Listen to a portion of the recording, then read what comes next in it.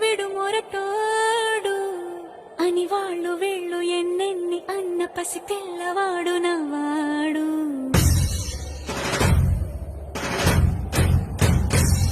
విడు ముండోడు అని ఊరు వాడ అనుకున్న గాని మహారాజు నాకు నవ్వాడు.